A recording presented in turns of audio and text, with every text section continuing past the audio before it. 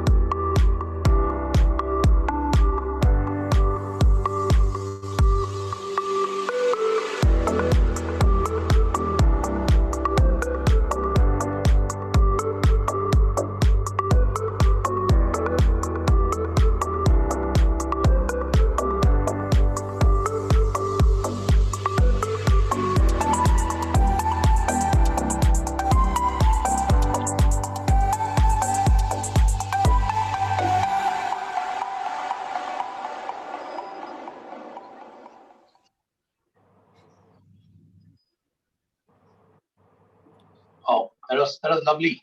Thank you, digital team. So today, to celebrate this day, we have a panel of experts who will discuss the new RBI announcement on new umbrella entity, NUU, popularly called as NAU. The third is innovative. RBI is going to set up a pan-India umbrella entity to boost the retail payment in the country. These entities will be known as the new umbrella entity, NUE. The idea of NUE is thought-provoking, innovative, and will be a massive boost to the retail payment in the country. Of that, there is little doubt. Today is the first show on this topic, and we are hoping to have a couple of more shows, 2 more shows on the subject, which will, with experts from diverse fields, to bring together a collective opinion on this path-breaking announcement. So today's experts on the panel, who are, I don't have to introduce them, but they are the who's who of the finance world. So just to tell you briefly, it's Mr. G. Padmanabhan, ex-RBI Executive Director, Mr. A.P. Hota, ex-NPCI MD and CEO, Mr. Mrityunjay Mahapatra, ex-CEO of Syndicate Bank, Mr. Jaspal Bindra, Chairman, Centrum Group, Mr. Suresh Reddy, ex-MD and CEO at India Post Payments Bank. And ladies and gentlemen, today, your moderator for today's show is Mr. Naveen, ex-MD of It's Cash and Chairman Emeritus of Payments Council of India. So, ladies and gentlemen, we would like to begin this panel discussion, which we're having for the first time. And your moderator is Naveen. Over to you, Naveen. Take it out. Thank you, KK. Thank you, Mani. And I think congratulations to you and your team and EPS family for the successful 100 show. I think it's a great achievement. And thanks for inviting me to speak amongst very eminent panelists. Makes my job always easier when we have such an amazing panel. So I think it's a very interesting subject called new umbrella entity. I mean, though we keep figuring out where the umbrella is as a customers, that's a separate thing. Uh, if you look at the Indian digital payment industry, or let's say the Indian payment industry, to be more specific, the industry size currently is around 1,700 lakh crores. Right? This is again a lot of these data I'm quoting from the last annual report, which was recently published by RBI. Of that, if you look at one entity which already has that status, we all know NPCI, which is already close to 150 lakh crores. And if you look at the pure play retail digital payment, though that NPCI number includes probably the data which is beyond retail digital payment, but if you look at just the retail digital payment part, I think that industry basis the RBI data is about 300 lakh crores. So if you look at these three numbers, they look very interesting. So depending on how you want to see glass half full or glass half left, or let's say which market share NPCI is already garnered, depending on which lens you're looking at. So it's a very interesting story and a very successful story. So we are here to discuss whether this whole idea of new umbrella entity, is it going to drive duplication, is it going to drive innovation, or is it both? While my personal belief always has been that whatever we do, it has to be to drive growth and penetration and expansion of the market. So with that, I would like to start the panel and I will keep mixing up, switching between different speakers. The first bit, I would like all the speakers and panelists here to probably give a very quick 2-minute overview on this theme itself. And we would start with Mr. Padmanabhan, sir, with you first. 2-minute overview, 2 to 3 minutes max. Yeah. Thank you very much. First of all, congratulations to EPS for the 100th episode. I think as KK said, I think every day we look forward to this one bit. What is the topic that's going to be discussed? So it has become sort of a daily routine. So congratulations. Now, thank you very much. And I think I found the caption very interesting, duplication or innovation. Probably in my own mind, I thought we had missed out an F there. It could be duplication, but duplication is being attempted for innovation rather than or innovation. And before I give my perspective about the whole thing, I thought I would go back to the fundamentals, the basics. So I went to Wiki and tried to look at what is the definition of an umbrella entity or an umbrella organization. And I found some very interesting facts. An umbrella organization, it says, is an association, I'm quoting, often related industry-specific institutions who work together formally to coordinate the activities or pooled resources. In business, political, or other environments, one group, the umbrella organization, provides resources and often an identity to the smaller organizations. And sometimes in this kind of arrangement, the umbrella organization is to some degree responsible for the groups under its care. So it's a true umbrella that's being described. But what I found amusing there was the example of an umbrella organization that is being given there. They have picked up the country Russia and said that the former KGB can be called an umbrella organization. But anyway, then I think our task is very simple, because if there is a KGB, there has to be a CIA, so there has to be another entity. But I think more seriously, along with the Payment Settlement System Act, I think Hota will recall, this was the vision of the former governor of Reserve Bank of India, Dr. Reddy. to have an organization for retail payments for the precise reason that at that point of time, Reserve Bank of India realized that it's too large a country. And given that technology is going to drive payment system, there'll be a number of such entities which would come up. It'll be extremely difficult for an organization like the Reserve Bank of India, given its setup, to have individual oversight or set standards for all these organizations. So oversight becomes easier if we talk about an umbrella organization for the retail payments in the true sense, as it is described. So that the others, it's sort of a, I mean, what we try to, I think, again, emulate in our subsequent BBPS, where it's a true hub and spoke kind of model where others work and there's a central entity. This was the thought process under which the whole thing was set up. It ran into a lot of difficulties because the trade unions were very strong. They wanted a public sector character. That is why initially it became a Section 8 company, which I think in retrospect everybody regretted. But then that was how it was. But as things progress, I would think that Reserve Bank became increasingly concerned about a couple of things, or started thinking about, I wouldn't probably say concerned, started thinking about two issues. One is, I think they always had this concern that for a country like ours with so much of IT brain, the kind of innovation that should have happened in the retail payment space is probably not happening. That's one aspect.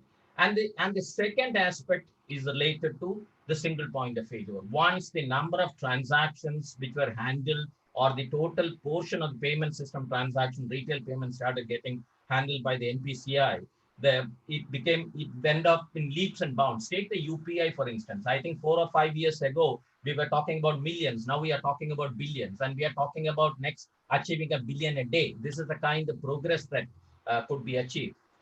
So then there was a thought process whether, yes, NPCI has been a great success story. UPI has been even a bigger success story.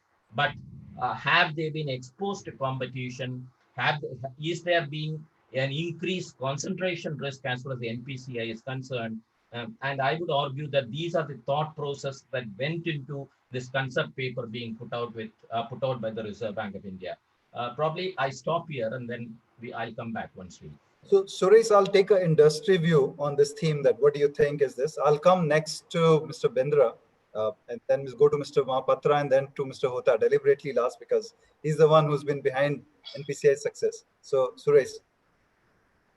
So Naveen, I think the topic is interesting, but I think it doesn't just stop at a sort of a choice between duplication and innovation.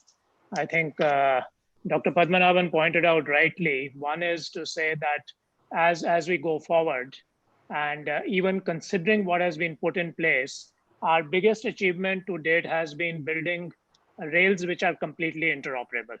So unless and until we get the network capability in place, it was never going to be a success. And I think NPCI became the guiding rails on which a lot of platforms were set up. And I think if we look at both the entire India stack perspective coming into play and the national identity and connecting the dots on that, one of the single most important thing was interoperability. So when we talk about interoperability, duplication by default gets removed. So the question becomes that is this one system which comprises a lot of payment settlement systems enough, or do we need to do more? So two parts to it. Again, coming from the stack perspective, once you've got the rails in place, there are various ways and various means to meet the needs of different stratas of society. So even when you look at the success of UPI today, there is an immense adoption curve. But yes, there are certain areas in which more different innovative ways of reaching out to the people, especially when we look at the inclusion coming into play.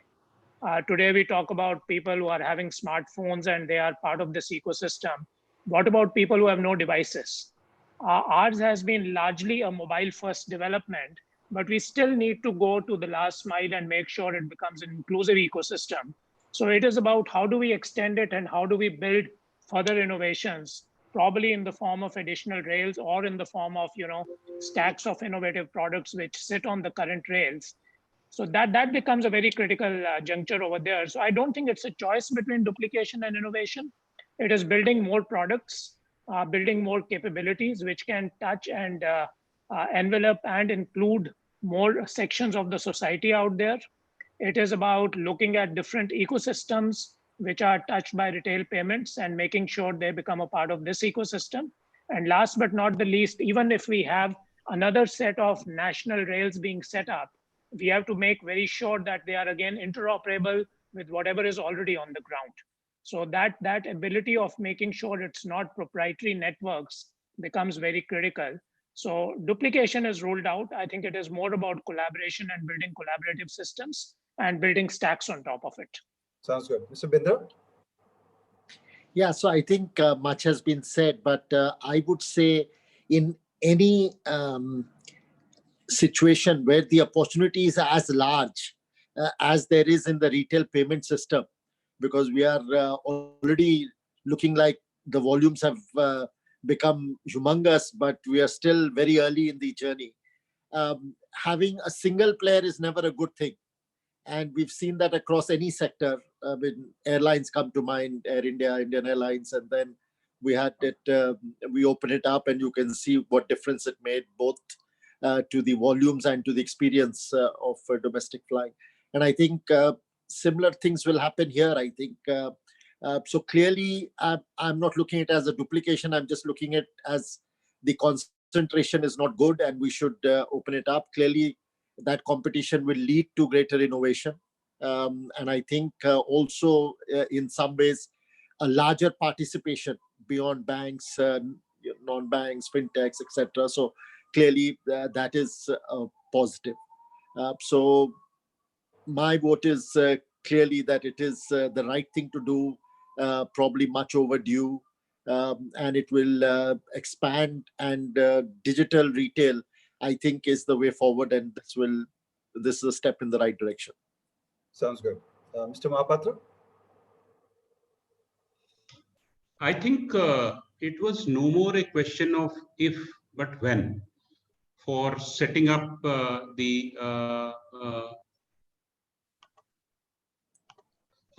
this umbrella entity. It is, I think, it's for convenience, it's called umbrella entity. It's essentially an entity which is catering to many people under the same cover.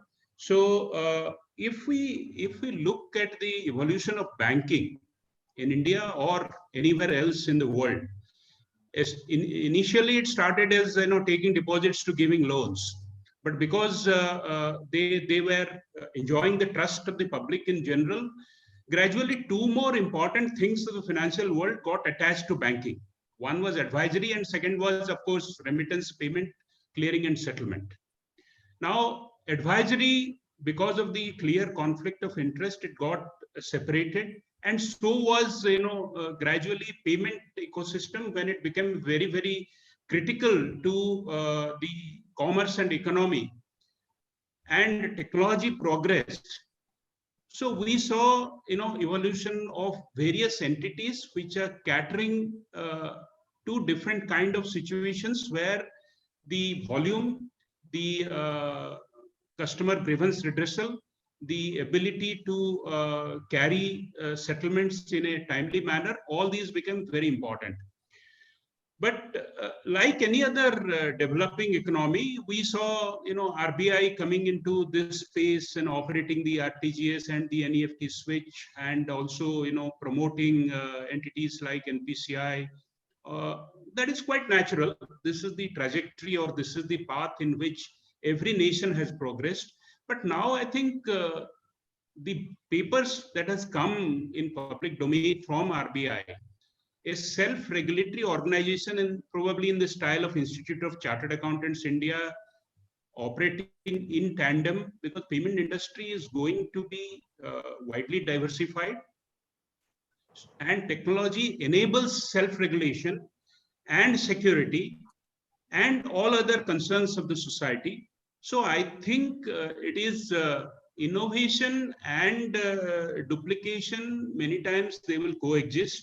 because I think one is synonymous with the other. Sometimes initially it will be called duplication, but later on it will lead to innovation, and some innovation is required in order that the duplications, the inefficient duplicators will die out. So in a free market economy, I think umbrella entity is welcome, whether it is innovation, whether it is forward march, whether it is economic evolution, or whether it is following the path of the developed world. I think from all angles, it was necessary and it has happened. Thank Thank you. you. Mr. Hota, I came to you last because I know that you built NPCI to the success where it is. At the same time, you were avid advocate of creating competition and de-risking. So I think your views are very critical on this as well. So we'll go to you, sir.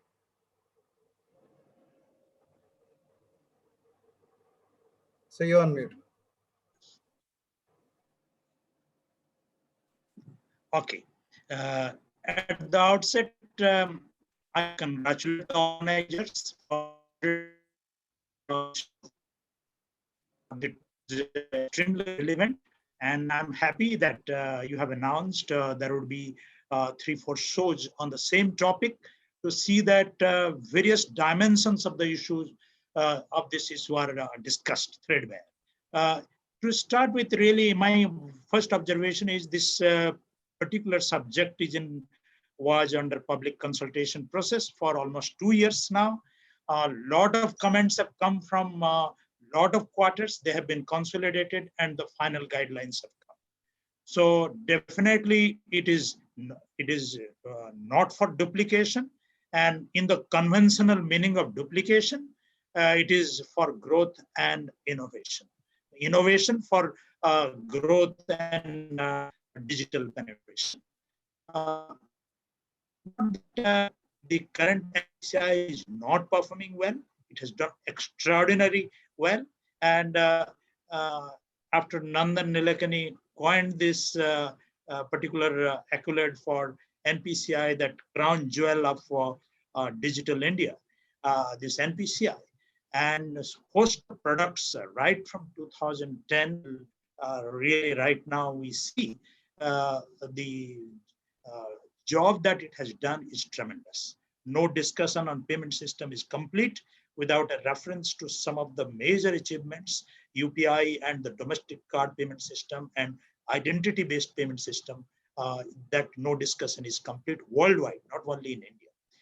Then why this another NPCI instead of saying umbrella institution? For simplicity's sake, let me say one or more NPCI.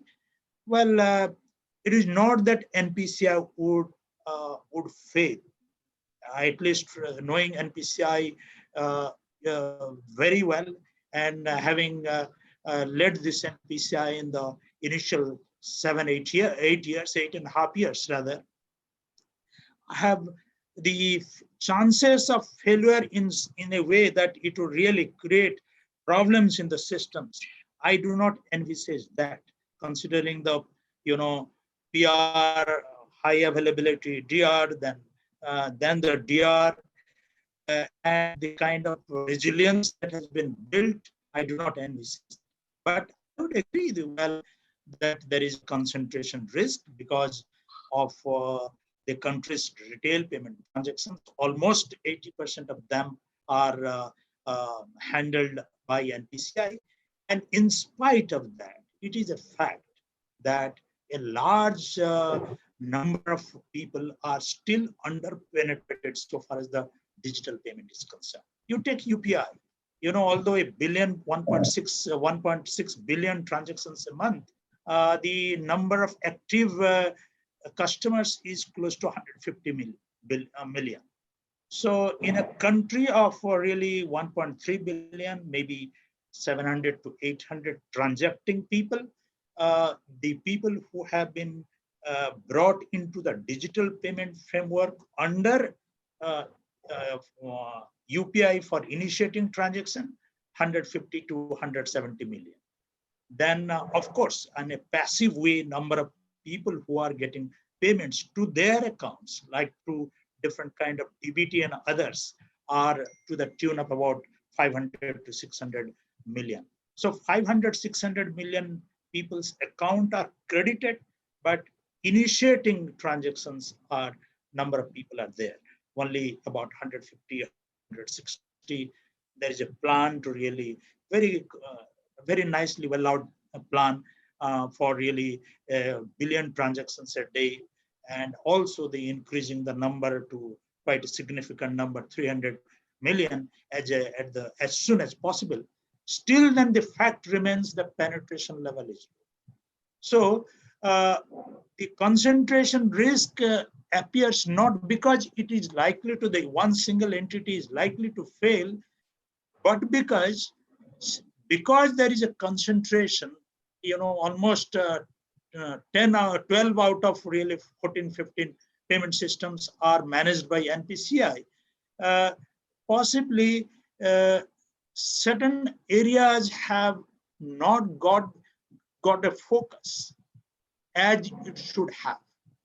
Because after all, the organizational capacity, top leadership capacity, howsoever committed, howsoever task to be done is huge. So bring another kind of setup. The banks who are the users, after all, it is in the banks that the accounts which are to be credited and accounts which are to be debited. Both debit and credit takes place in whose account? Bank's account. Banks know it very well that whose accounts, who are the customers who are not in position to initiate. Can they be brought into the system where they will be able to initiate? Can there be another entity who can do the job? So the job which I will not say, because I also believe in unlimited power of people, but still then the certain degree of limitations come. So what I believe is that for supplementing the efforts of NPCI, the concentration risk needs to be addressed by supplementing and complementing. How that supplementing and complementing can happen, and possibly we can, as we start discussing, we will discuss further. But there is a sense, and it is justified, and I don't see it as a competition. And I believe, I trust my colleagues who are in the helm of affairs, Dilip and company, the entire team. They also know it that it would be complementing and supplementing. And given a task, not that they would not be able to do, possibly it would be advisable for a country to move towards another institution or a couple of more institutions who can supplement, complement, and also help RBI realizing its vision of building a less cash society. RBI has gone with a bigger vision of building a less cash society, with the digital India theme being percolating the day-to-day lives of everybody. And this is what would be possible. Possibly we'll discuss the value proposition as we go along. Thank you. So I think, so duplication for innovation is what we are talking about. We know the customers of 150 million has to go up to at least 600 million plus over a decade. That's what we're working on. So I start the formal panel discussions. I will start first question with Mr. Gota itself. So there is and then I will come to Mr. Padmanabhan on the same question. So there is a new license. There are also names that are doing rounds that who will likely to apply. And some of those names are already involved with, let's say, existing setup. There are names of certain industry group which may also have a certain control over certain type of networks. One of the concerns that come out very clearly in licensing for a regulator, that, and you being ex-regulator yourself, and I will come to Mr. Padmanabhan sir also, that ideally as a regulator, what is your view that you should focus on, where a siloed base or a walled garden kind of a network or a same kind of a products does not get built in? So what would be your one or two key points that you would like to share with regulators, or a kind of suggestions to regulators where it actually becomes, let's say, for innovation, growth, and let's say penetration? I would stay away from a word duplication. My request to all of you also is to keep answer as short as possible since we have quite many questions. Yes. To say that there are some areas where possibly the new entity can focus. And that focus is possible in two models. In one model, if a few large banks come together with maybe quite a supporting role of few other players, maybe non-bank players, this is one model. Another model is all the fintech companies and no participation of banks as shareholders. Banks will be always the users. Without banks being users, no entity can come up. But NUEs means the all fintech-driven entity to coming together and doing this job, remaining equidistant from all the banks. So either by big banks coming together and doing a couple of things also in duplication. I would not say a duplication, but still a little bit of slightly being different. The way IMPS and UPI are being different, but they cater to the needs a little differently.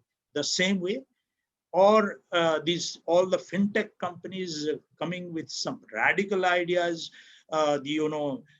maybe futuristic ideas, all really on cryptocurrency technology, on IoT-based payments, on various, or financial inclusion, pure on SMS-based payments or offline payments. There are possibilities. So there are opportunities for both the sides. So a clear path, the groups, whoever are thinking of doing it, either by bank-led and fully bank-led or the fintech-led. That is what I would really say, that there is greater chances of success. If that is. So Padmanabhan sir, you have seen the past licensing. There were like 10 criteria given without clear weightages. And finally, when the licenses were awarded, probably there were 1 or 2 criteria which got overweight without informing the industry. So a lot of people lost. So what would be your guidance? And if you were still in the regulatory chair, how would you do it? Naveen, I think this is a very critical part of the whole issue. Just by way of introduction, I think even in technology, now the new way of looking at backups is for a dissimilar backup. We are not going to be creating a clone. So if the same set of players are going to create another organization, the same shareholders, I don't see any rationale for that. The same, and one is a Section 8 company, one is not a Section 8 company. I see absolutely no rationale for that. So I think this must be completely thought through. What is it that we want to have it? And then secondly, what is it that they're going to handle? I think one is if they are going to be allowed to handle the same setup, because why this is creating the problem is somewhere in the guidelines, they're talking about interoperability, but I would assume that they're talking about interoperability in a different perspective. The retail payment system cannot come to a standstill. For instance, India was lauded by the Basel Committee for having an RTGS and NEFT, which are working with 2 different architectures altogether. Although we did not think about all this while we put in place, even if RTGS stops, the entire thing can be put through the NEFT. So there is no problem. So this is something. So what I'm trying to say is that what is to be created technologically will have to be completely different architecture, different networks, but who are able to move over, the people will be able to put through the transaction. That is number one. The second issue is that what are the products that they are being allowed to handle? Are they going to be allowed to run the UPI? Are they being allowed to run the check transaction system? Then are we achieving innovation, or are we achieving true duplication and fragmentation? So there, I think, again, people will have to go in and study. There have these questions or dilemmas have been faced by the regulators all around the world in respect of not an organization like NPCI, which is unique, but in a different type of organization like the central counterparty, CCPs. So more than one CCP in a country, there are experiments where different products are handled, although it is possible to switch over for handling the other products, but generally they handle other products. So these are the issues where they will have to think through very carefully while they come out with what is their final decision. And one question I think at some stage we are going to take up later, I hope, is that I have never understood, as we speak also, that when the country wants to provide the entire payments to people free of cost, what is the revenue model for this new organization? Yeah, we will come to that, sir. So, Mr. Mohapatra, now I would like to come to you. I understand that you no longer represent SBI, but they were one of the key institution instrumental in getting NPCI created. And I think it's confirmed news that they're also looking at another one. I mean, if you were still in SBI and if you're trying to create it all over again, what would be your concern? How would you make sure it's not a duplication, but an effort to expand? What would be your guidance? I'll again request all of you to keep answers brief so that we can cover more areas. I think it's a good question, but I would answer it keeping SBI as a use case, or for that matter, any large bank today. You know, I headed IT, I headed digital and strategy there. So rather than thinking what SBI is doing, SBI has the muscle, SBI has the money, and SBI has the handsome quality. So it is going for them. It is a different story. But I think let us shift gears and understand what is the strategic imperative. The strategic imperative is that the NIM will be under pressure. I think many people, including many gurus of the world, have told that the NIM will be under pressure. So, like what we are seeing in GDP, from an agriculture and industrial economy, we are moving to a services economy. The banks have to move their revenue model from net interest margin as the main driver of their income to services, data, payments, advisory, all those things. And we have seen all the big banks in US, whether it is Bank of America, JP Morgan, Citi, or Chase, what we have seen, if we take them as the precursors of what is to happen to bigger banks, whether it is SBI or whether it is any other bank in India, I think they will have to find new avenues to keep the customer engagement, make money, get the data, so that they will be able to analyze customer behavior, and they will go in the direction of being ready for the future. So the strategic imperative is that people will have to move in that direction. And if you have all the preparedness, then as you told, it is now confirmed that SBI is going, but whether it is SBI or whether it is any bank, the writing is clear on the wall that they will have to be part in the game. And I think some of the previous panelists told whether it is, whether an orderly exit will be provided to them, so that at the end of it, NPCI stands on its own two legs, and others go their own way in promoting their own organization. That is an evolution process which we'll have to watch. Sounds good. So I think it's a perfect time to get Mr. Bindra in, because you talked about payments not being just the domain impacting banking and let's say the payment entities themselves, but rather a larger set of entities and services for the customer. And Mr. Bindra, that's what you also briefly mentioned. It's not just about one service, it's about customers all service. So what's your view on what would, if you were to set it up or if you were to be part of an NUE, a fintech perspective, what would you like to kind of see it on the table? What would you like to do different if you had to set it up? So I think we have precedents now. If you look at the banking market, deposits was the main stay. And then the mutual funds came and SIPs came in. And now SIPs are giving a good run to the banks for deposits. Similarly, when we look at asset class, real estate was a typical must-have asset class in every portfolio. And now that is withering away, and we are seeing more financial assets over physical real estate. And I think similarly, digital payments in retail have to come and, it will substitute to some extent everything that exists so far and complement everything else that we are going towards in digital. So I think that path is set.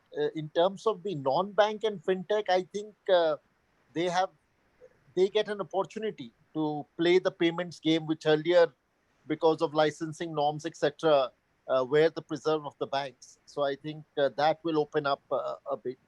and hopefully that will, we've already seen that happen, and I think that will expand as we open this up. So net, I just see that the pie is so big that I don't think so it takes anything away from the cake. Will grow faster than what the supply can, I think, at least in the next few years. So I don't think so this is so much about displacing or replacing thing. I just think it will put everyone one notch above, and I think it'll be very welcome. Sounds good. Suresh, you have played multiple roles in the ecosystem, different stakeholders. How would you like to do it? Let's say from an entity, if you were to set up or if you were to be part of an NUE, what would you like it to be different as?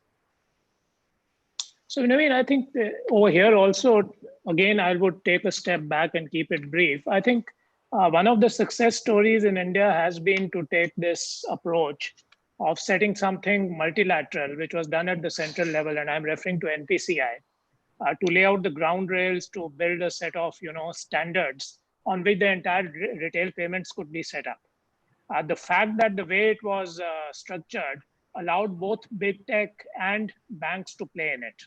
So as far as participation is concerned, it was kept reasonably open and different players could come in. So if we are looking at setting up something which further sort of either enhances it or brings in new use cases and new parameters, it has to be built on similar principles. When we look at the Western world and some of the developed countries, some of the challenges we've seen is that multiple times 2 or 3 critical players have come together. They've tried to set up a proprietary system, but it does not have the network effect as such and doesn't become a success because it is not inclusive in nature. So I think whatever we build from here, one has to be inclusive. The second point, I think Dr. Padmanabhan mentioned, when we look at NPCI, and I remember all the discussions with Mr. Hota when we used to reach to him originally, he would always stress saying, I'm a not-for-profit entity. Now, this was something set up as a public good. That is where it started. Now, even if we go forward and set up an institution which is going to be for profit, I think stakeholder capitalism is going to be critical. So we are not going to look at an entity which is only looking at its own profits. It has to be ecosystem inclusive and it has to be interoperable. So these are a couple of factors which have to come into the new entity. And over and above that, I think whatever is built as the rails, it is like the same story of saying, let 1,000 ideas bloom. The idea would be to have more innovation coming on top of it. So it is not just about the rails for the country. It is about the consumers, how they are using it, what interfaces are available to them, how do they, sort of plug into it and be able to use it. And our country itself, from a demographic perspective, goes from one extreme to the other, and we need to cater to everyone. So that is going to be critical in whatever entity is put together. So I'm coming to another question, which is again, interestingly, we had part of our, anyway, the agenda as well. I'm seeing, in fact, Dr. H.R. Khan also on the chat asking a question, which actually we had planned to ask in any case, on the for-profit entity versus not-for-profit entity. Sir, Mr. Hota, I'm coming to you on 2 aspects, and then to Mr. Padmanabhan. There are 2 aspects. One, if you were to set up NPCI all over again, would you even set it up as a not-for-profit? I mean, if yes, why? If not, why not? And what are the advantages and disadvantages of for-profit and not-for-profit? The additional question linked to that is that in time like zero MDR regime that we see today, the indirect way of regulating even out of the Payment and Settlement Act on the payments through Income Tax Act and putting a zero MDR, the business model gets questioned again and again. If you set up, and even if you set up more entities, and if there's going to be a government intervention on pricing instead of being it a market-driven, competition-driven, would the new entities with the kind of capital required, the investment required, would it really become viable, survival? So these are 2 points. I would start with Mr. Hota first and then Mr. Padmanabhan. Then I'll come to others. Mr. Hota? Yes. To be brief on this point, for profit or not for profit, that concept is no longer a very, very relevant point, considering that even non-for-profit company can also levy a fee. The only difference comes that for not-for-profit company cannot pay dividends.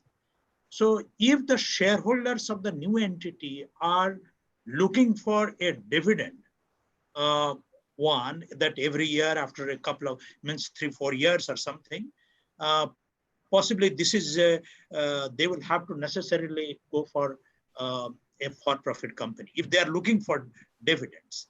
And if they are ready to wait for quite a significant number of years, like 7-8 years, I suppose that is too long a period to take a review.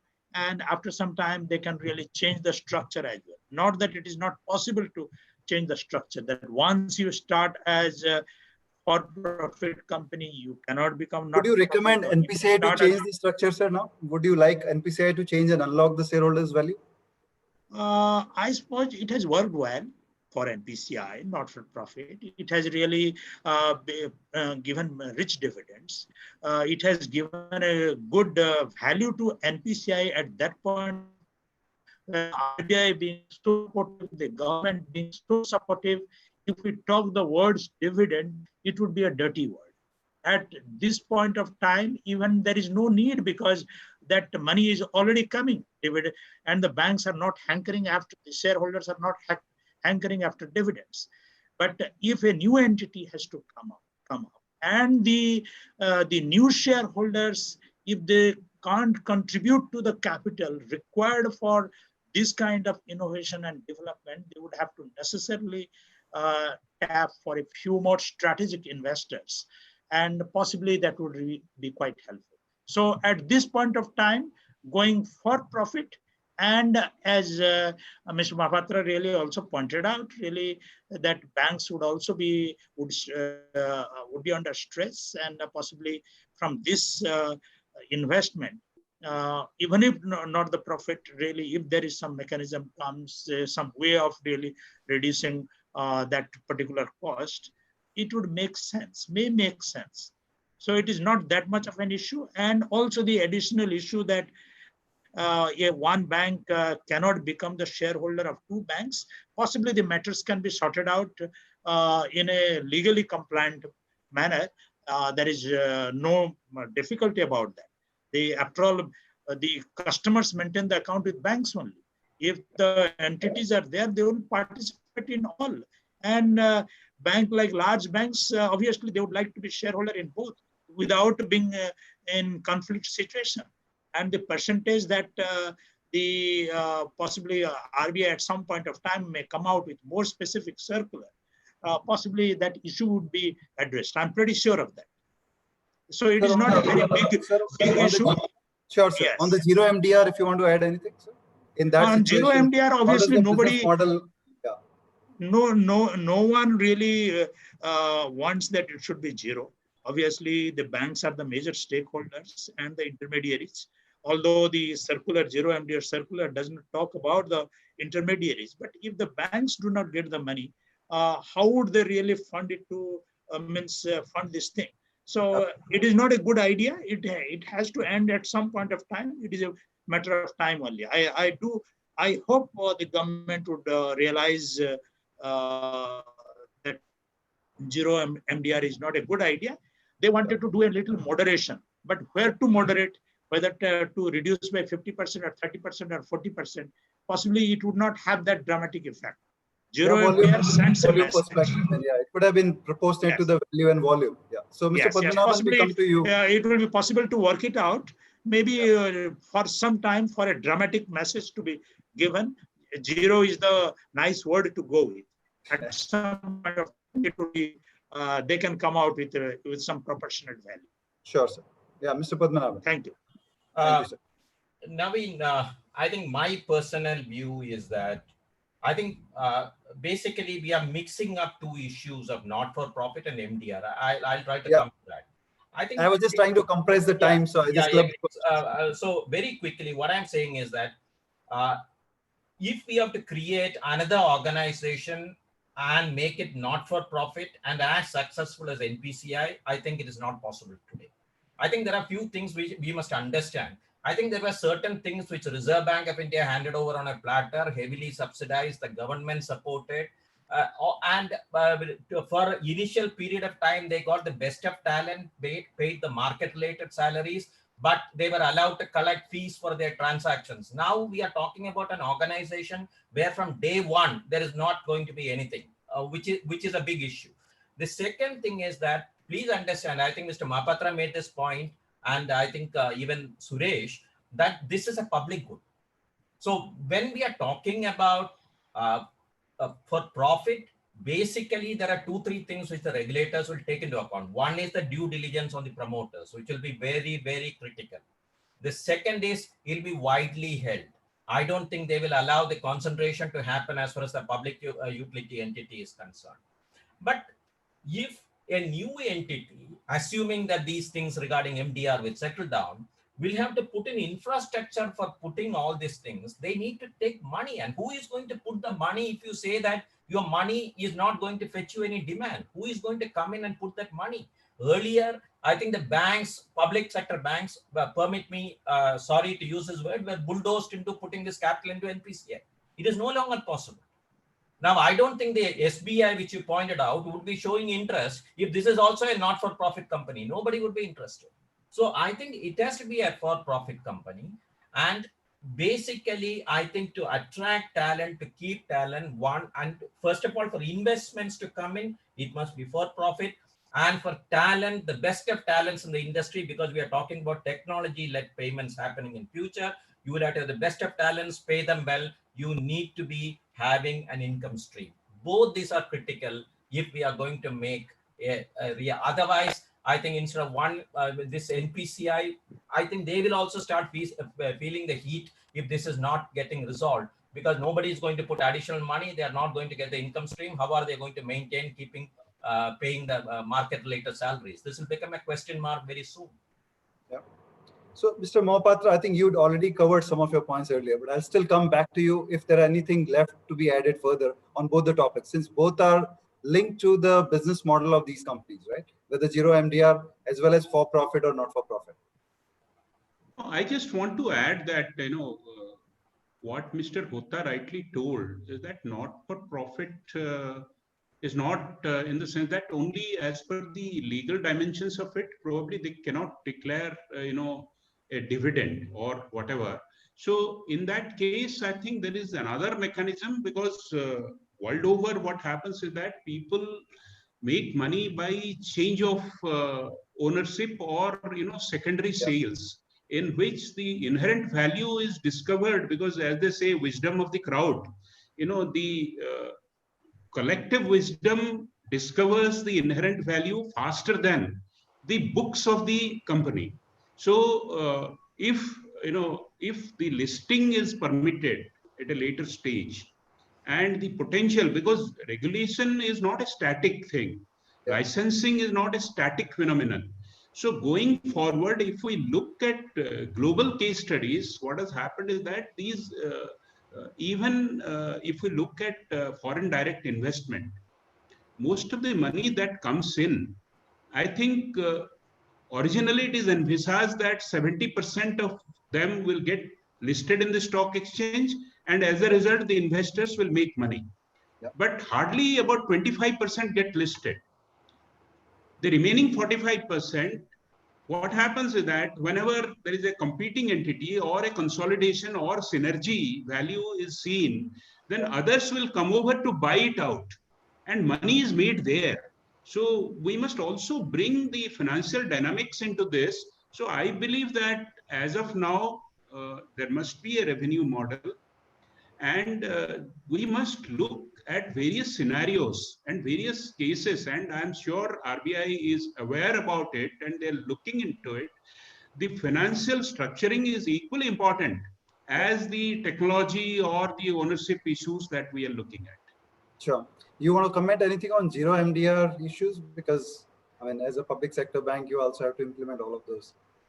Zero MDR, I completely agree with everyone. Zero MDR, yes, for a force majeure kind of a situation, or for supporting government this thing, or because as they say, if you have to buy my cat, you'll also have to buy my cow. It comes like a combo benefit because you are operating in the banking space, so and you are making money elsewhere. This is a typical, leftist socialistic kind of an outlook that yes, banks are making a lot of money, so they must also give zero MDR.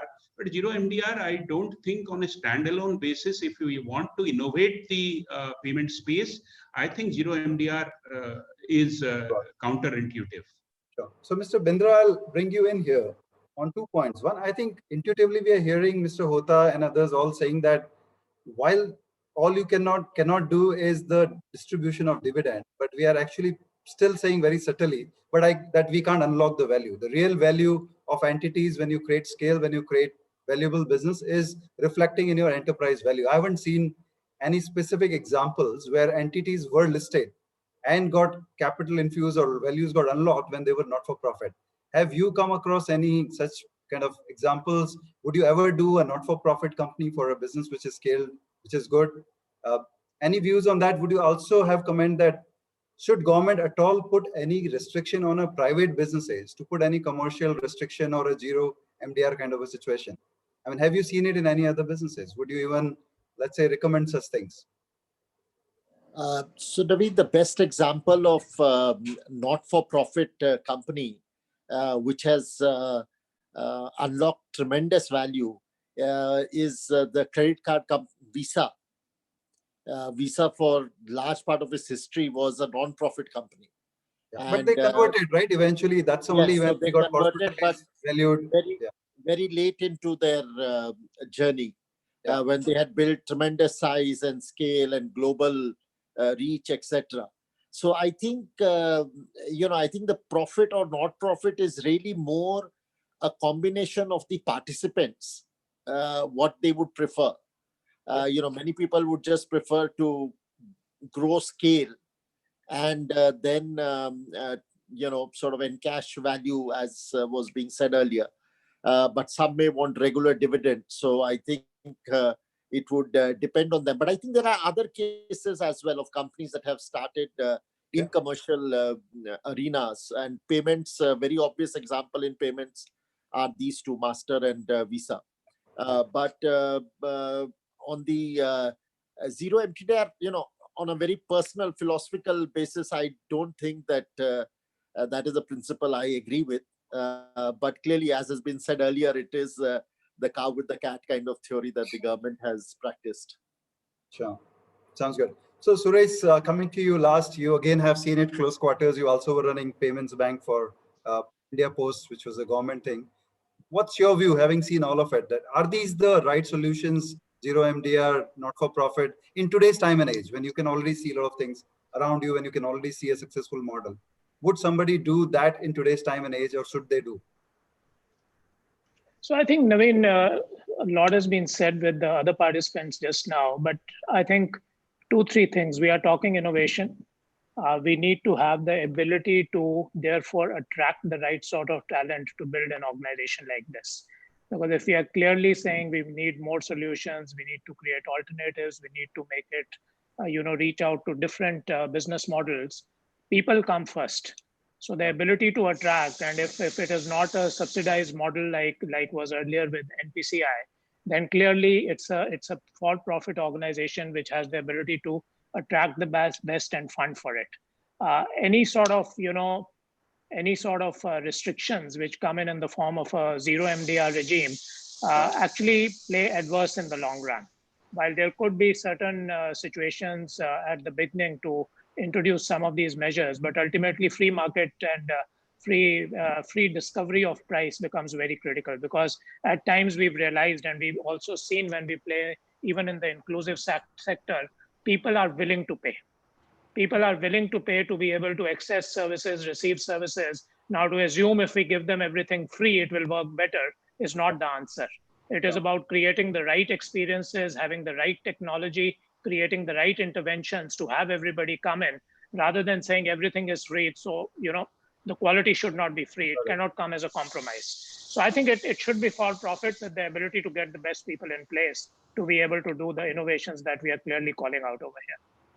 Sounds good. I think some of the audience think that we're digressing from the issues. Why are we discussing zero MDR? So for their benefit, I think this is because if you're going to put up a new NUA, like Mr. Padmanabhan said, you're not getting a ready business in your hand, which will give you revenue on a day one and get your cash flow going.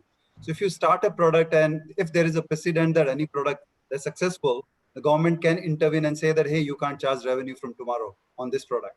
There are implications on investment that you bring in. There are implications on business model. That's the only reason we're discussing that on one hand, we're talking about expanding the entity zone, we are expanding the licenses, more people come and invest.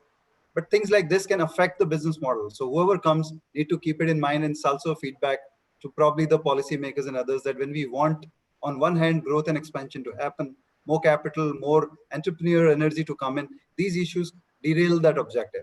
So another point that I was coming, which is again linked to it, the current entities, or rather the current framework also provides for these entities to be domestically and internationally focused. And we've already seen examples of NPCI. Suresh, I'll start with you first this time. We've already seen NPCI doing that. They already set up a subsidiary. So do we expect, again, with the scenario that India is also highly efficient market, even while the scale is not yet comparable to the world, we still have to create that extra scale. Is it that will focus on international and domestic at the same time become also a theme of most of these entities? What do you think? Or is it become a necessity considering these issues that we have in our hand? I mean, it is a continuum, and I think look at it, through multiple lenses. One is clearly, as we look at other countries, they are trying to copy the model which India has very successfully implemented. Even when we look at US, and there has been clear conversation over there, they are talking about FedNow, they are talking about setting up real-time retail payment systems, which are emulating or following some of the best practices which have been established here. And when we look at retail payments, yes, India also is today having a huge corridor where international remittances and all come in. So both from a extension to say how you can make seamless systems work globally. And today there are multiple examples of Indian companies and foreign companies collaborating on this. And likewise, to have the extended reach, I think the scope and the expanse should be global rather than just keeping it just domestic in nature, because there is a continuum of services over there. Very, very interesting. Mr. Mahapatra, what's your view? Should the new one be focused more domestically, internationally upfront, or like Suresh said? My view is that you must be ready for all situations. There is no domestic focus or international focus, because the gateways integration with evolution of technology is no more a very, very complex job. And similarly, commoditization of technology has already happened, and experiments are happening. And with some of the technologies where the national boundaries are either non-existent or they are not regarded at all. For example, a blockchain. Yeah. If we want to use the blockchain technology or messaging technology, like that of Swift or anything like that, their boundaries are non-existent. You will have to be ready for international. If you want to limit your geography, that should be a choice rather than by choice creating a limited technology where you should be focused in particular geographies. I think scaling up, and with cloud coming in as well as blockchain coming in, it is no brainer to say that it should be globally scalable, globally interoperable, and globally manageable. Because if let us say the ownership changes, if we are looking to the future where ownership should be easily changeable, otherwise how do we attract both talent and investment? Understood. If we put, so I believe that it must be started with the universe in mind rather than India focused or South Asia focused. I'll now come to Mr. Hota. I mean, obviously now NPCI is getting into international, but you heard that today there's no choice. There's nothing about global and international. We are in a global market. What's your view, sir? I mean, if you were to start NPCI all over again, it will be like looking the whole world as one market. Sir, you're on mute. Okay. Sorry. Audible now, I suppose. Yeah. The products which have matured and can be replicated in other parts of the world, and there is a demand for that, which NPCI has already received, RBI has received on UPI product, or replicating a domestic card payment system yes, NPCI is quite justified in going global. So for the new institution, my recommendation, because looking at what is this intention of the new entity for, that is for deeper penetration of digital payments within the country. Let it be focused domestically, and once it is quite mature, it can be really replicated in other countries if they so like. In fact, the identity-based payment system also, that is also another market. In fact, that would have a more receptive market than, in fact, the other kind of payment systems. In fact, that can be easily replicated also. So I suppose new institutions should focus on domestic market. Very interesting. For the time being. Sounds good. If Mr. Padmanabhan has any comment, otherwise I have a different question for you, sir.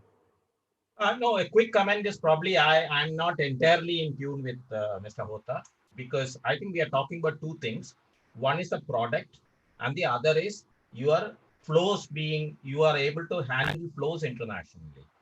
Now, the first one, I think any product, why it can be, should have the global market in mind. I have no doubt about it. But as far as the international flows are concerned, this country is always, I mean, though the organization would like to think that the globe is their market, unfortunately, Reserve Bank cannot be the regulator for the entire world. And Reserve Bank has an exchange control.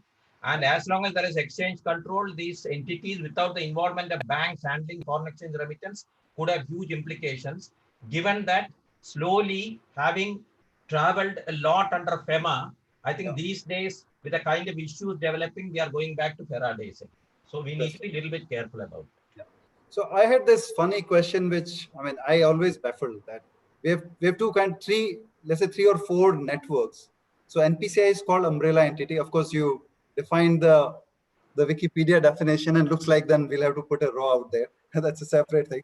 But what's the difference between an NUE and then you have a Visa, MasterCard, which are classified as a card network? Why does this difference exist?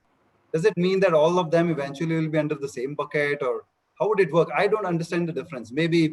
Probably enlighten us, and maybe others can also add in after you. Maybe Mr. Hota can add something. So, see, I think it's slightly tricky question. Let me try to articulate the way that I understand, or I think that's right. To my mind, today, the way the NPCI has ended up, it cannot be called an umbrella organization as was envisaged. It is more of a centralized organization, because an umbrella organization allows people under it to have, their own models, their own innovations. Maybe one where they can come and connect your system, UPI does allow, but I don't think otherwise it's more of a centralized system rather than an umbrella organization. So I think you are right in your confusion, but ideally an umbrella organization must enable, live, let live model.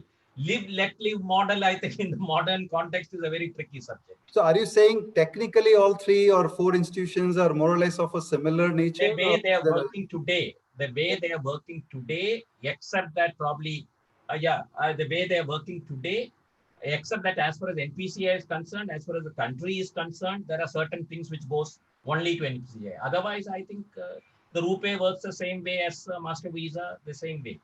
So RuPay has been, the NPCI has taken on Master Visa through the RuPay domestic card, which was one of the aims with which the NPCI was set up. But the other issues, I think there is a bit of an issue. I think in all these models, the problem that we are happening is that we get confused between certain steps which were logical in a card network, and certain steps we need not be logical, including interchange, with regard to a technology-driven straight-through processing. I think this is where probably we need to understand and articulate and strategize much better. Mr. Hota wanted to add something, I guess, since he's been close to it. I will just supplement this point that, in fact, I don't think that NPCI has got just one license. NPCI has got 6 or 7 licenses. One license it got for 3 or 4 products, and to really have its own membership structure, to frame rules and regulations of membership. So you will find the procedural guidelines for each of these products are separate, and UPI got separate license, AEPS got separate license, and for RuPay also it has got the card network license. Yeah. So Visa and MasterCard, they have got card network license. Sure. So if they would like to really operate as NUE now, really they would have to really, apply for that as NUE, conforming to all other conditions. And Sure. the other conditions means it has to be managed, resident Indians and all these things, all these conditions are there. So that way really these kind of conditions are stipulated. Yes. Yeah. So in other words, one license which NPCL least used was the umbrella organization. Yes, yes.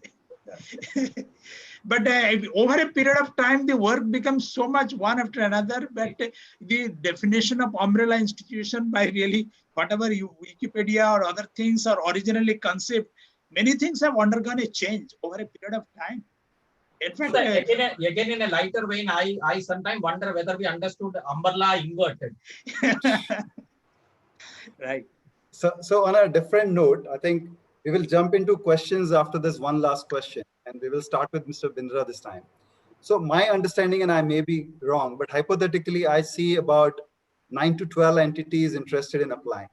And if that's a number, and assuming that at least 50% to 60% of those applications actually meet most of the criteria, then how many licenses would you want to see given out? I mean, is a purely your individual thought process?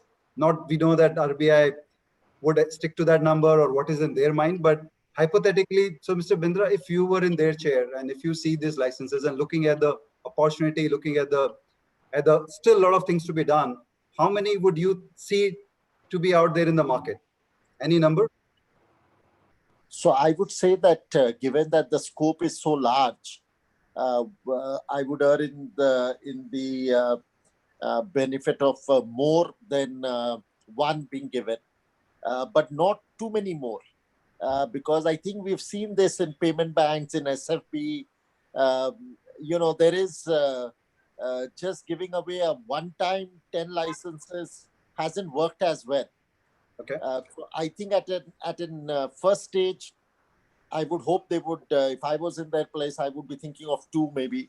And then, gradually, as it expands, then do more. Okay. Mr. Mohapatra, how many you think has a scope, and what's the right number? Assuming at least 50% of them meet all the criteria. Okay, is there a prize for guessing it right, or? Of course, sir. Why not? I mean, we can ask CPS to sponsor it for all of us.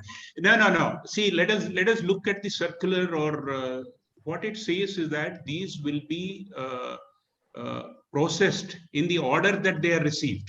Yeah. If you read the last line of the circular, Interesting. that Okay. means looks like they want some amount of preparedness, because people who are already ready, they will put in their licenses faster than people who are fence sitters. They are looking at things to evolve.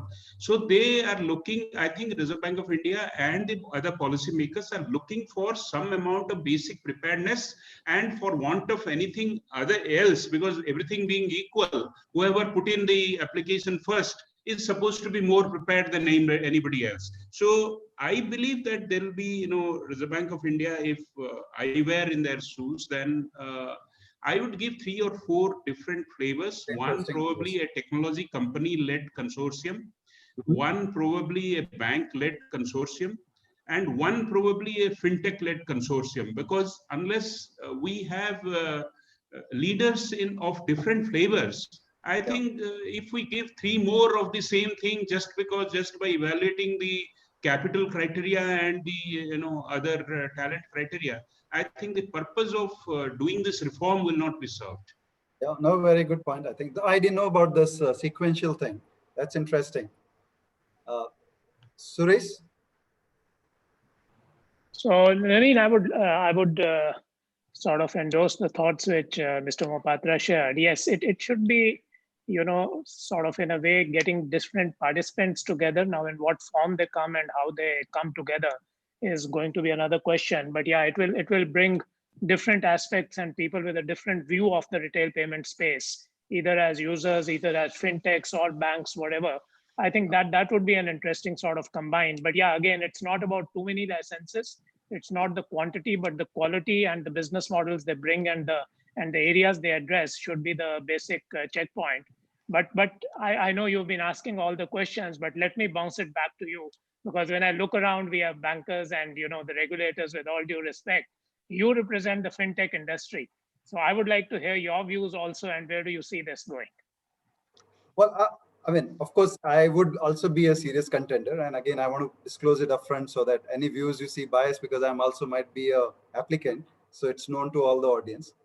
Yeah, I also agree Mr. Mahapatra's approach that if we could have more non-duplication of the applicants, and I would say that why put restriction actually? That's the only part where I disagree, that if there are people who are competent, not creating duplication, but really adding to the, let's say, the entire opportunity with a different thought process. And if they meet all the boxes, why restrict it at all? I mean, if there are six, there will be six. The reality is that we have huge opportunity and huge gap to be penetrated. The reality is that if you have to go from 150 million to 500 or 600 million customers, is you're talking about 5 to 6x jump and very multiple segments of the customer. So I would tend to think that why restrict artificial number? Ideally go on the merit. If there is a merit, if there are diverse, then if they don't meet anyway, it will be sorted number. But that's my personal view. And as I said, as also being an interested party. So thanks, Suresh, for calling that out. I'll come to Mr. Hota now. What's your view, sir? If you were in the chair to give license, these criteria meeting at least 50%, which is like 5 to 6, 7 people meeting the criteria, what would you do, sir? Would you like to give more, less? I fully endorse Mr. Mahapatra's viewpoint. Yeah. I would really say maximum 3, minimum 1. Okay. Had the RBI also stipulated, it would have been much better. But I know really if RBI cannot really stipulate, it would be injustice. But at least from the industry, payment industries, they should really collaborate and to see to it that really the number is as less as minimum. If that happens, it is good for the industry. The efforts will not be wasted. They will start collaborating right from day one. So your suggestion is that it's not about so many number, but if more groups can come together and create a diverse but attractive proposition, and the then 3 is the right number. Yes, and after all, at some point of time, they will have to collaborate and they will have to work in collaboration so that these NUEs are successful. It is the success of 1 or 2 or 3 coming up that the rest of the players would also really do their business. That's what I would view. Sure. Mr. Padmanabhan, coming to you for the last word on this, and then if anything else, then we go to the Q&A. I hold a slightly different view. And let me start by saying that probably the point that Mr. Mahapatra pointed out, what is there in the circular, I don't think it means that if you are going in first, you are going to come out first. I think there is a process which is going to get followed. So probably this is to ensure that you put in your application in the last, and from next day onwards start following up on the application. So Reserve Bank said keep off. There is a process which we are going to follow, and after that process is followed, as and when we are ready, we will announce. But having said that, I think Reserve Bank needs to balance between if we are talking about the umbrella organization in the true sense, we'll have to balance between having too many people working and then too little. So, and I find it little difficult to understand whether there'll be so many diverse groups giving completely different ideas, and that could all happen before the February 21, and we are going to come out. So my own guess is that at best, Reserve Bank may give out another 2. Okay, very interesting view and very clear as always. So I think now's the time for question answers. We have about 9 minutes left, which means we could do probably 3 to 4 questions. There's one interesting question that I saw on the notice board here, which says that should existing shareholders of NPCI should also be allowed to sell? Should RBI allow it to sell and exit if they want? I mean, maybe I should come probably to Mr. Hota and Padmanabhan on this, since it is linked to NPCI and regulators. Who wants to go first, Mr. Hota? In fact, they all depends on the shareholder agreement. I would share with my experience that in NPCI, we had one shareholders agreement. It was drafted, but I suppose not all were had the same view. Some were disagreements were also there. Really, whether how to sell, it was under active consideration as to whether how the existing players can also sell. So should be in a position now that really there are multiple, there would be multiple players. I would definitely think that RBI would really favorably consider such kind of sale also. It is all depends on, as it was said earlier in the discussion, all depends on how the shareholders come together and agree on the memorandum of association and articles of association. So you're saying it doesn't require the RBI, it's not RBI approval, it's more of a No, shareholder. RBI approval is required. This being a very critical institution, I suppose it would be improper and it would not be possible to do. You're saying it's both. So Mr. Padmanabhan sir, your views? Yes. See, I think this is little complicated question. Now, what I would prefer basically is to what I think Mr. Mahapatra or one of you mentioned in the beginning, to list it and allow this to be purchased out. But listing itself in today's context, I think people will wait. Listing is one issue. The other issue is that people who are buying it will again look at what are going to be the revenue models, etc. So I think it is too late in the day to list it.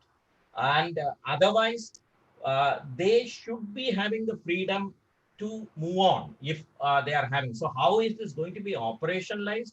The Reserve Bank may come in only in respect of stating that X and Y, I need to do a due diligence, or without a due diligence, the people who are having shareholders cannot be more than, who are having both positions particularly, cannot be holding both position, due diligence cannot be holding more than X percentage of shares. I think they will come in with some formula if that is, that is done. But I think it has to be through the stock market rather than private arrangement. Sure. There are a lot of questions I see on product innovations. What are the white spaces? Should there be another UPI at all? Should they be participative? So let me go to the industry side, maybe starting with Mr. Mohapatra. What do you think? What kind of products you would expect? Would you see another improved version of UPI kind product or something different? What would be your view on that? Well, there are, I think, 2 or 3 buckets that market, because some of these people who are aspirants to get a license, I have been talking to them. I think right now what is happening is that standalone products, blended products, and co-branded products. So these are some of the flavors which are going in the market, and collaboratively the new things and intelligence-based new product offerings, and mapping the customer journey and allowing the customer to create some products for themselves. I think that is the crux of the innovation. That whether if I want to do, if my customer journey, my journey as a customer is something different, can I have drag and drop? Because I believe the millennial generation is moving to a direction, and when I speak to my son and his friends, they are ready to do within the boundaries provided by payment companies to create products and create journeys for themselves. So how we take on the customers on board, I think those are the areas, rather than in myself I have 10 products, so you take it or leave it. That won't work. And more so in a payment space where the customer interface is limited, unlike deposits and advances where you see the face of it. It is more anonymity. Rather, when you are in trouble, you will come into picture. Otherwise, it has to be anonymous. It will be technology driven. So more of customer journey mapping, customer manufactured products. I think that is the way forward. It's interesting. Mr. Bindra, I mean, you have an advantage of not just being connected to payments, but a larger ecosystem. Where would you see the new innovations, products? So I think that there are still several areas where we haven't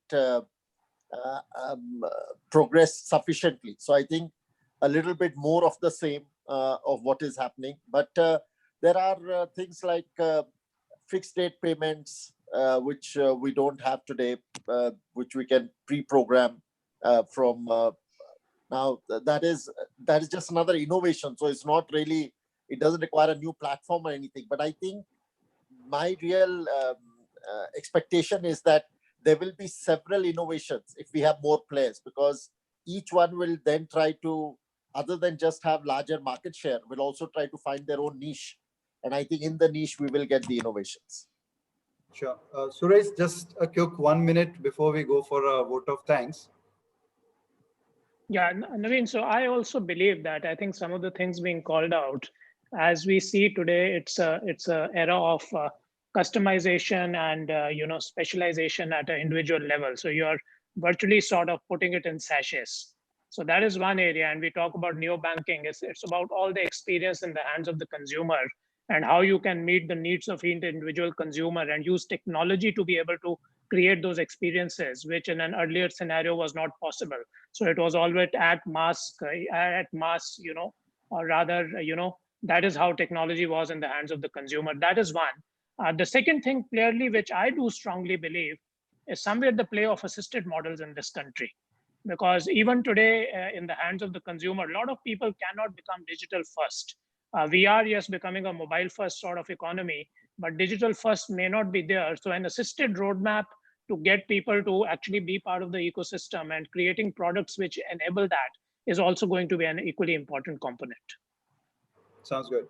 So I think, this session, as rightly pointed by KK earlier, that is a series of sessions. The subject is so vast. Even this panel can probably take the full day if you really were to do it justice. But with that, let me thank all of you and move on to Mr. Mani for vote of thanks. Thank you.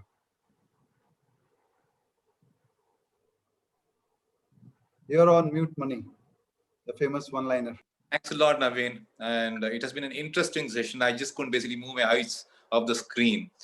And it was interesting to know that you're going to be one of the aspirants to this as well. Thanks for that. And in fact, as you rightly said, this discussion can go on for another one full day. And at the outset, I think before I get into the discussion by itself, when we started this session in May, early May, Mr. Sudhakar Kasa was the first speaker. Neither he believed nor any of the panel members here who have been basically addressing our shows, we believe that we will click this number 100. And we have been able to do this completely, basically continuously for all these days and without a break. And that is a great achievement by the team. And thanks to Kumar, Mr.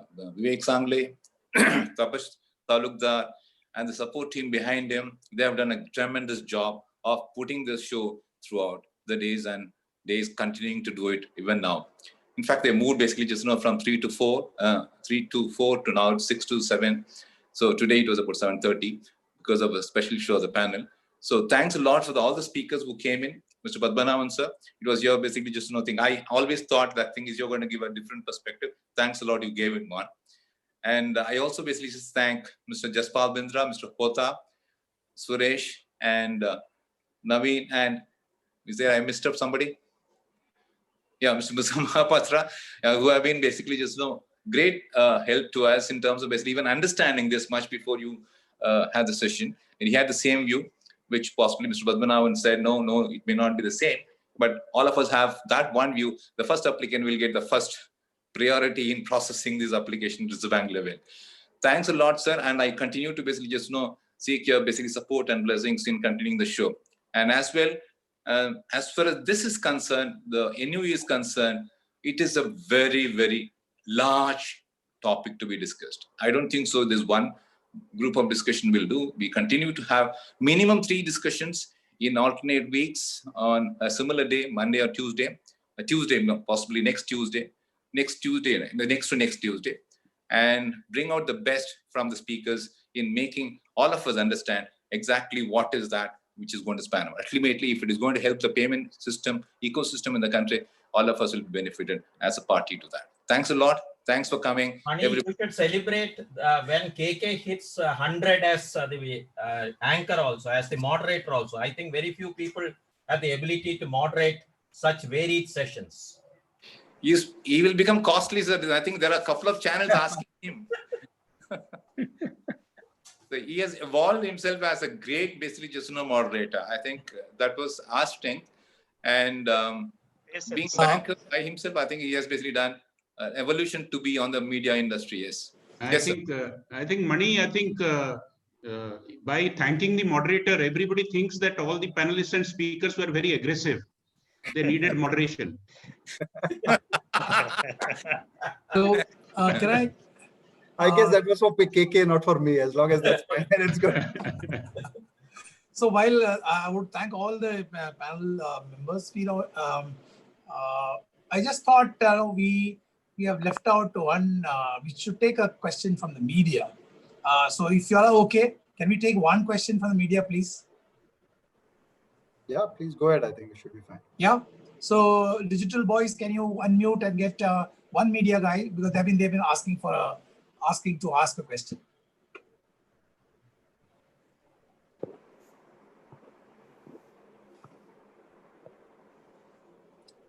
Aposh, it's happening.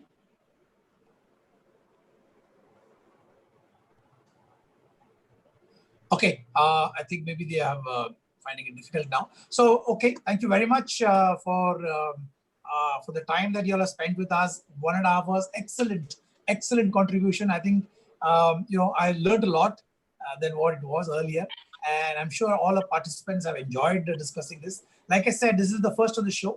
We want to get in more collective opinions, and we look forward to participation from everyone. Good evening to everybody. Goodbye, and thank you once again for joining us in the business and banking dialogue. Thank you. Bye-bye. Thank you. Night, all of you. Thank you. Bye-bye. Take care.